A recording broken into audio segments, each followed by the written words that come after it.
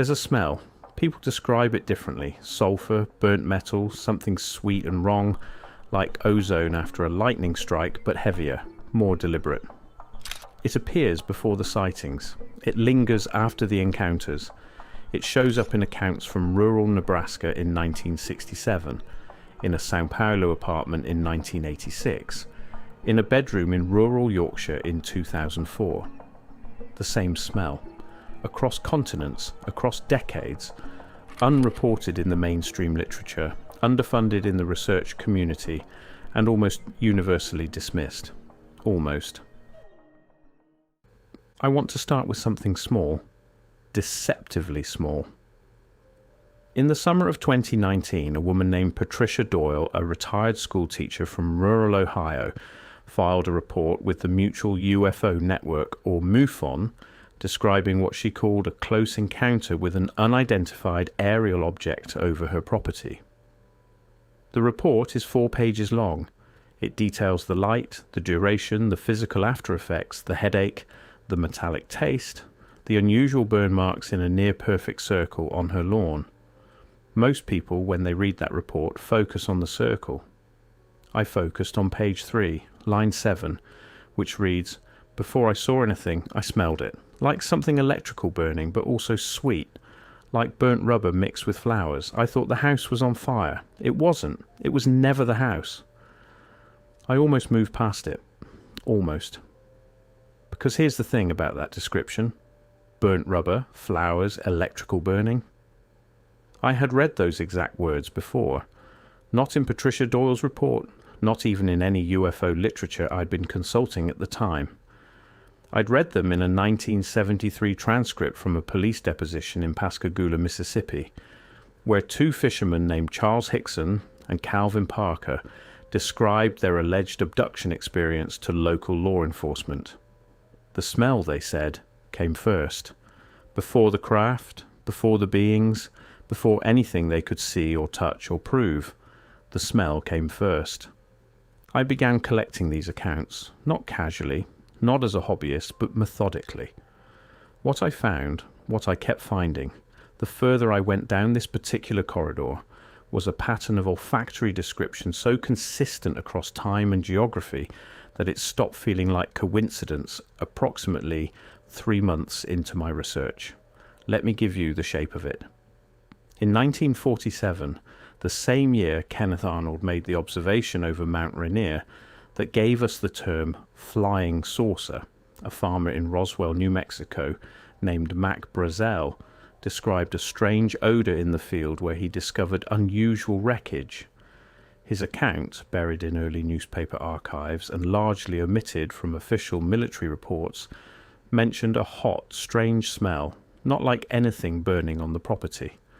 Not metal, not rubber, not soil, something else, something without a name in his vocabulary. In 1961, Betty and Barney Hill, arguably the most documented close encounter case of the 20th century, reported that during their experience on US Route 3 in New Hampshire, there was a persistent smell inside their vehicle and later in their home that neither could identify. Betty described it in her diary as chemical but also biological, like a laboratory that was also somehow alive. The smell, she noted, clung to Barney's clothing for days.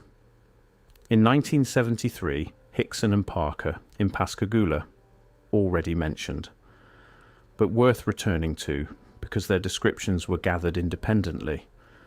2 men interviewed in separate rooms with no opportunity to coordinate produced descriptions of the same odour. The police noted this in their report as a curiosity, not as evidence, as a curiosity. In 1980, the Rendlesham Forest incident in Suffolk, England. Multiple US Air Force personnel stationed at RAF Bentwaters reported unusual lights in the forest over several nights. The official investigation, such as it was, focused on the physical trace evidence and the famous tape recording made by Lieutenant Colonel Charles Holt. What received almost no attention was the written log entry made by one airman first class, which mentioned a sharp chemical smell, almost like ozone but thicker, heavier. It stayed in the clearing even hours after the lights were gone. Hours after the lights were gone. The smell stayed. The cause left, but the smell stayed.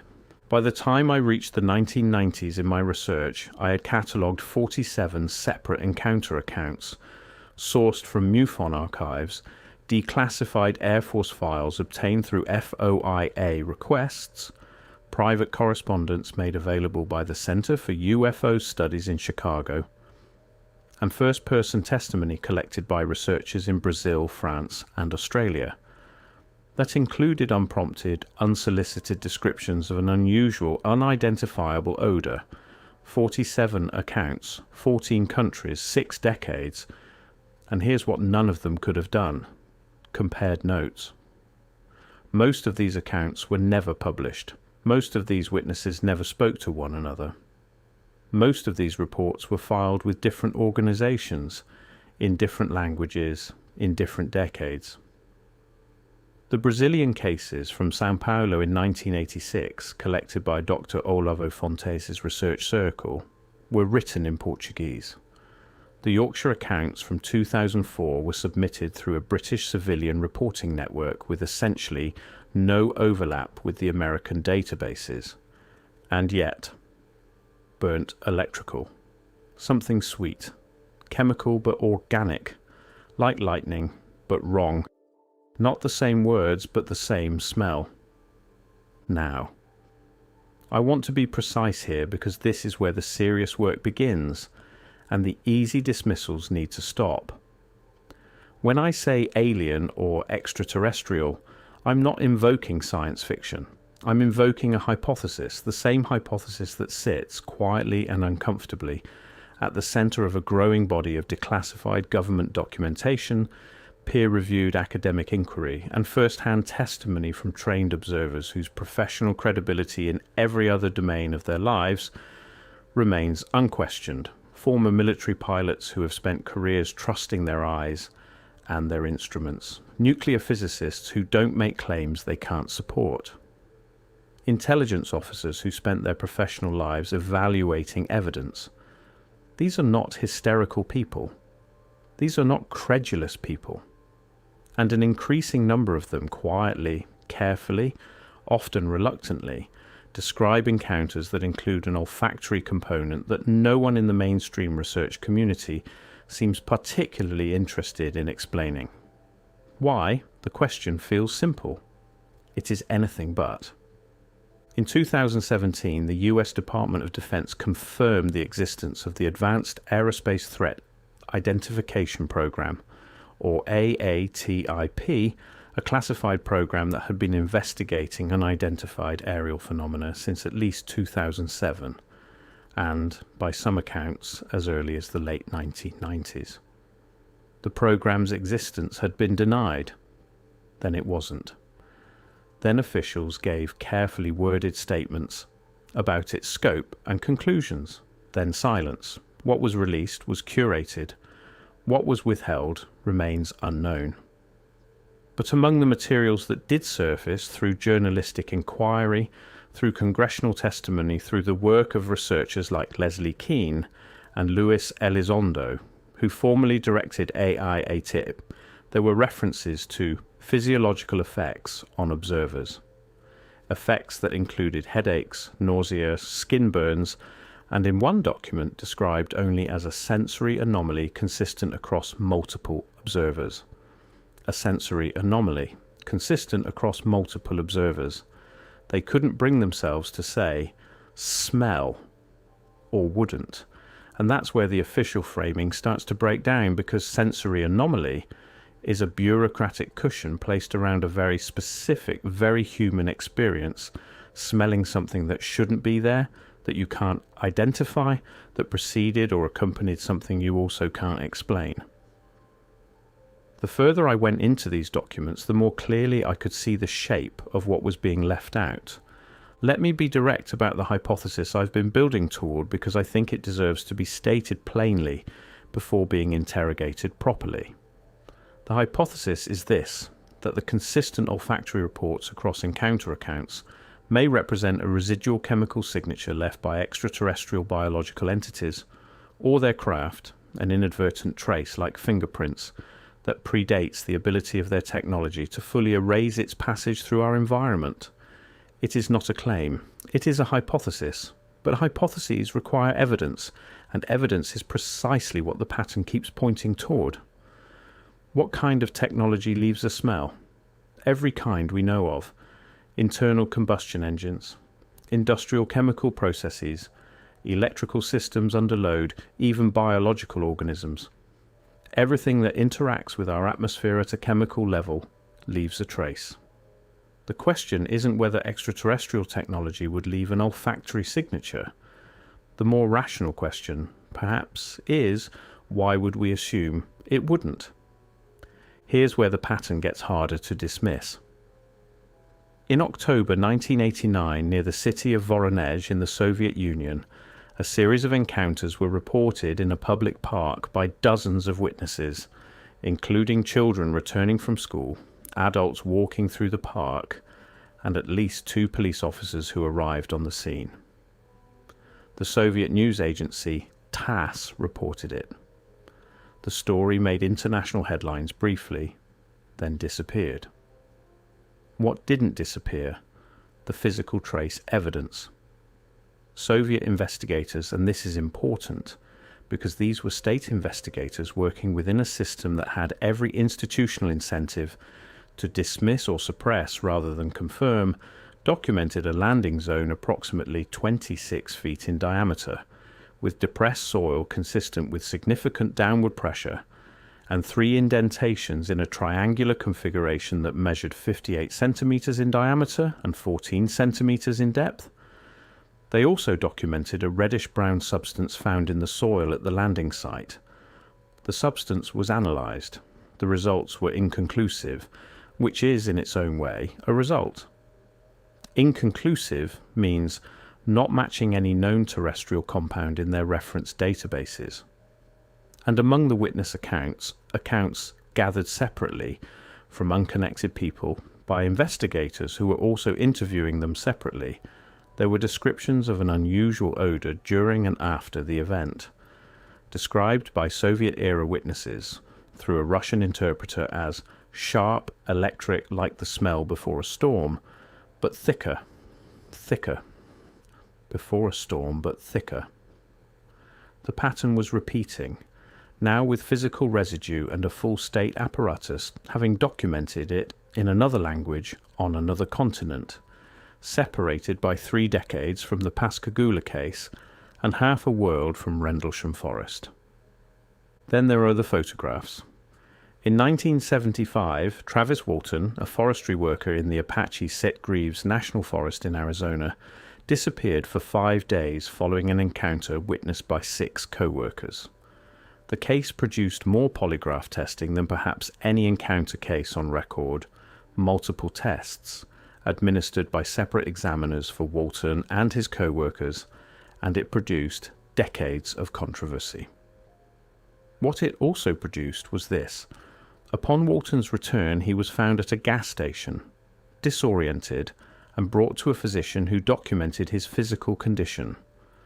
The physician's notes, which I reviewed in copies held by the CUFOS archives, include an observation about an unusual odor about the patient's person and clothing, not consistent with perspiration or standard environmental exposure. An unusual odor, not identified, not explained, noted in a medical record and then functionally abandoned. Nobody followed up on the smell. In the voluminous literature about the Travis Walton case, the books, the film, the documentaries, the skeptical investigations, the counter-investigations, the smell in the physician's notes receives, at most, a footnote, usually nothing at all. Why? I keep asking that question and I keep not finding a satisfying answer. Brazil deserves its own chapter, perhaps its own documentary. The Brazilian UFO phenomenon is among the most documented and least internationally discussed in the field, and the physical evidence gathered by Brazilian researchers, some of it preserved, some of it lost, some of it under circumstances that raise their own unsettling questions, represents a body of work that the English-speaking world has consistently underserved. In 1977 and 1978, a series of encounters in the Amazon region, particularly around the island of Colares in the state of Pará, produced what may be the most extensive documented case of apparent physical interaction between an unidentified phenomenon and a human population in recorded history. Hundreds of witnesses, documented injuries, burns, puncture wounds on the skin, cases of apparent anemia following encounters with lights described as beams that struck witnesses directly. The Brazilian Air Force investigated. Operation Prato, as it came to be known, produced a classified report of more than 2,000 pages. For years, that report didn't exist officially. In 2009, the Air Force released portions of it. The officer who led the investigation, Captain Uirangue Holanda, had by then already died, by suicide, in 1997, 1 month after giving his first public interviews about what he had witnessed and documented during the operation. Whether those events are connected is something I cannot prove and will not claim. But the timeline is what it is. In the Colares accounts gathered by Brazilian researchers including A.J. Gaverd and reviewed in the partial Operation Prato release, there are persistent references to an odor described by witnesses as like sulfur but also sweet, like something burnt and rotten at the same time, burnt and rotten at the same time. The Colares witnesses were largely rural fishing and farming people. Most had no contact with UFO literature. Most had never read a MUFON report. Most had no framework at all for what they were experiencing, which is precisely why their descriptions carry a particular weight. They were describing what they smelled with no template for how a UFO witness is supposed to smell it, and what they described matches. Here's the accumulation problem, the thing that once you notice it, becomes impossible to stop noticing. Every major documented encounter case involving an olfactory report has somewhere in its paper trail a gap, not always dramatic, sometimes just a missing page, an unnumbered document in an otherwise fully numbered file, a follow-up that was initiated and then, according to the available record, never completed. In the Rendlesham files, declassified under the UK's Freedom of Information Act beginning in 2001, there is a medical officer's report that references a follow-up examination.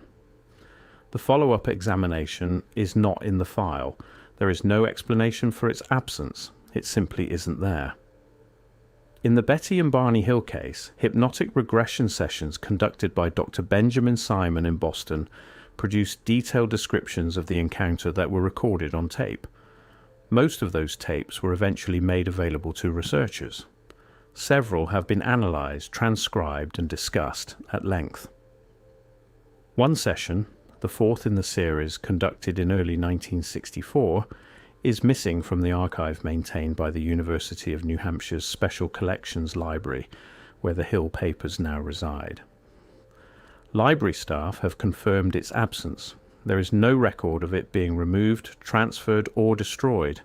It's simply gone. And before you conclude that missing documents are mundane, that archives lose things, that files get misfiled or deteriorate, I'd ask you to consider the pattern, not the individual case, because the missing material is not randomly distributed across these files. The gaps, with unsettling consistency, appear specifically around two categories of evidence: physical trace documentation and witness descriptions of sensory experience. Not the photographs of craft, not the radar data, not the eyewitness accounts of lights and shapes, the physical, the olfactory, the most intimate, most embodied, most difficult to fabricate category of experience. The pattern repeats with unsettling precision. And then there's the coordination problem. This is the question that, for me, represents the hardest wall to climb over when trying to construct a purely conventional explanation for what I've been finding. If the olfactory accounts are fabricated, if they represent cultural contamination, or mass suggestion, or simply the human tendency to add dramatic sensory details to remembered experiences, then we need to explain how that fabrication process worked for Brew, a retired schoolteacher in rural Ohio who had no prior knowledge of UFO literature, a fisherman in Pascagoula who had, by his own admission, never heard the term flying saucer before 1973. Soviet-era witnesses in Voronezh who had no access to Western UFO research, Amazonian fishing communities in 1977 who described a phenomenon they had no cultural framework for and no vocabulary to contextualize, a British airman who filed an internal log entry that was never intended for public consumption and wouldn't be seen for decades. How do you coordinate a fabrication across those populations, across those time periods, in those languages, under those circumstances? You don't. You can't. The coordination problem doesn't have a clean answer on the conventional side of the ledger, and the deeper I went into these accounts, the more the conventional explanations began to feel less like explanations and more like placeholders, temporary structures erected to prevent a more uncomfortable question from being asked too directly. I want to think about this carefully, because I think the olfactory evidence, if we take it seriously, which I am now convinced we must, tells us something specific about the nature of whatever is producing it. Consider what a consistent, cross-culturally described, chemically anomalous smell implies. It implies a physical process, not a psychological one, not a purely visual or auditory hallucination. A smell requires a chemical interaction with the olfactory receptors. You cannot smell something that has no molecular presence in your immediate environment. Whatever these witnesses are smelling, it is or was physically there. It implies residue, which means passage. Something moved through that space and left a molecular signature behind, like a ship through water, or a fire in a room hours after it's been extinguished. And it implies, perhaps most significantly, imperfection. Whatever technology or biology is producing this signature has not eliminated it, either cannot or has chosen not to, which means, and here's the thought that I find myself returning to at 2 a.m. more often than I'd like to admit, that whatever is producing it may not be aware that we can detect it this way, that the smell is an oversight, a gap in the camouflage, an accidental fingerprint. If that's true, and I'm not saying it is, I'm asking whether it could be, then the olfactory evidence is not a footnote. It's a keyhole. It's the thing we've been given inadvertently by whatever has been visiting, and we've spent 6 decades barely looking at it. I am not the first person to notice this. Dr. Jacques Vallée, a French-American astronomer, computer scientist, and arguably the most methodologically rigorous researcher the field of UFO investigation has ever produced, wrote in his 1969 book, Passport to Magonia, about what he called the physical dimension of encounter reports. Vallée was specifically interested in the physical trace evidence, the landing marks, the soil samples, the electromagnetic effects. He mentioned the olfactory reports in passing. In passing, a footnote in a footnote. And Vallée is not a credulous researcher. Vallée is the kind of person who spent his career being deliberately, rigorously skeptical, and who still concluded, after decades of investigation, that something was happening that conventional frameworks couldn't contain. If even Vallée treated the smell as a footnote, it tells you something about how thoroughly the field has under-examined this particular thread. Dr. John Mack, the Harvard psychiatrist who spent the latter part of his career studying experiences, people who reported contact with non-human entities, noted in his 1994 book Abduction that physical sensations were among the most consistent elements across the accounts he studied. Smell was mentioned by multiple subjects. Mack didn't make much of it analytically, but he noted it, he recorded it, he didn't dismiss it. Then there's the work of Ted Phillips, a civilian researcher who spent decades cataloguing physical trace evidence from UFO landing cases. Phillips' database, developed over roughly 30 years starting in the late 1960s, contains more than 4,000 individual landing trace cases from approximately 70 countries.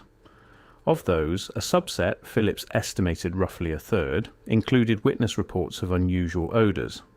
1/3 of 4,000 cases from 70 countries.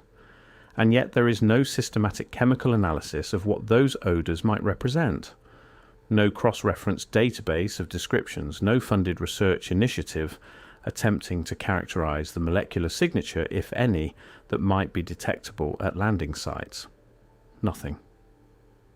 The silence in a field that has otherwise generated enormous quantities of documentation, analysis and argument is genuinely strange. Why hasn't anyone looked harder at this? Let me bring this back to where we started, back to the intimate scale, back to the houses. Because the majority of encounter accounts involving olfactory reports don't happen in fields or forests or military facilities. They happen indoors, in bedrooms, in kitchens, in ordinary domestic spaces that people have occupied for years and know intimately, which is precisely why the smell registers so immediately and so powerfully as wrong. You know what your house smells like. You know its particular combination of cooking and cleaning products and wood and fabric and age, you know, without thinking about it, what is and isn't part of that sensory environment. And when something alien in the most literal sense of that word enters that environment, even the slightest chemical trace registers as profoundly, viscerally out of place. Patricia Doyle from rural Ohio knew immediately. She thought the house was on fire. It wasn't. It was never the house.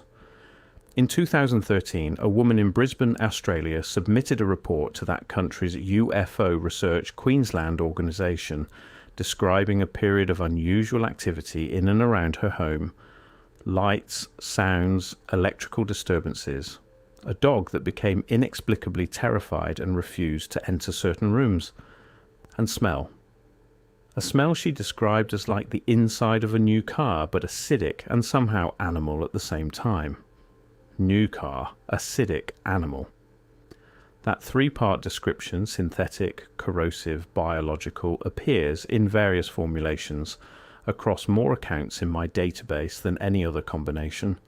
It appears in the accounts from Britain, it appears in the accounts from Brazil, it appears in American accounts from every decade back to the 1950s.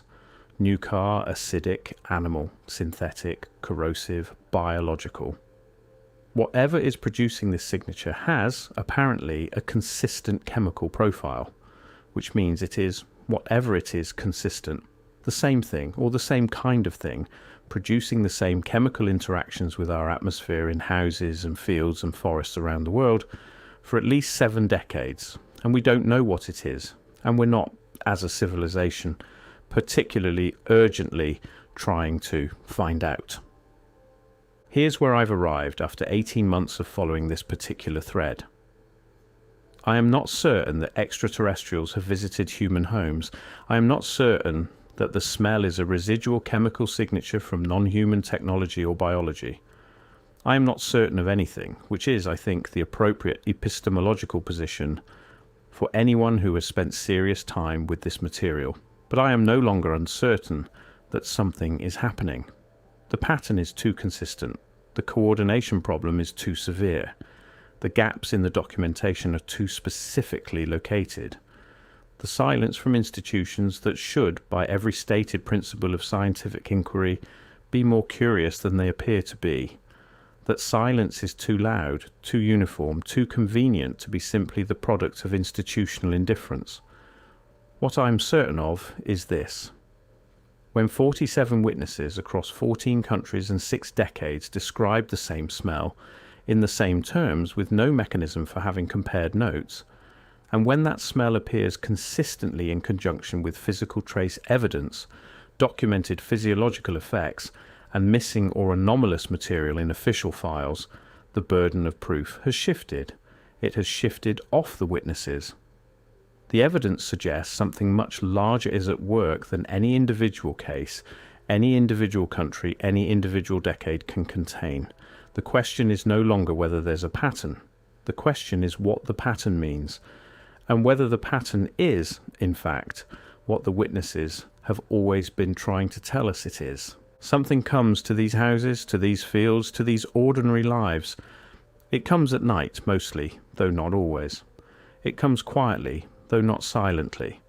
It leaves traces that should be by all rights more than sufficient to provoke serious investigation. And before it leaves, before the lights are gone and the craft is gone and the beings are gone and the experience recedes into something that even the witness sometimes struggles to fully believe happened, before all of that, it leaves a smell. Burnt electrical. Something sweet, like ozone before a storm, but thicker. New car, acidic, animal, like a laboratory that was also somehow alive. And the smell stays. Even after everything else is gone. Even when the official record says nothing happened. Even when the file is incomplete and the follow-up is missing and the medical note is buried in an archive, nobody's been asked to look at closely. The smell stays. The thing that caused it does not. And this is where I stop, not because the investigation is complete. It is nowhere near complete. But because the question that waits at the end of this thread is not one I'm prepared to answer, and maybe one that no one currently living is equipped to answer, and maybe one that someone somewhere has already answered and decided, for reasons we can only speculate about, not to share. What are they? Why do they come here? What do they want with these ordinary people in these ordinary houses in these ordinary towns that have no strategic value, no military significance, no obvious reason to be of interest to a civilization advanced enough to travel between stars? What does it mean that they leave a smell? Now, what does it mean that we've noticed and said nothing? What does it mean that you might have smelled it yourself? In that moment between sleep and waking, in that strange hour when the house felt different and the dog wouldn't settle, and the air had something in it that you couldn't name, and filed it away as nothing. How many people have smelled it and never told anyone? How many people have smelled it and told someone and been told it was nothing? How many times has the evidence been right there, not in a classified facility, not in a military report, not in a declassified document obtained after a decade of FOIA litigation, but in the air of an ordinary home, available to any nose, requiring no clearance, no equipment, no expertise? Just attention, just the willingness to ask, what is that smell? And the willingness, after asking, to take the answer seriously.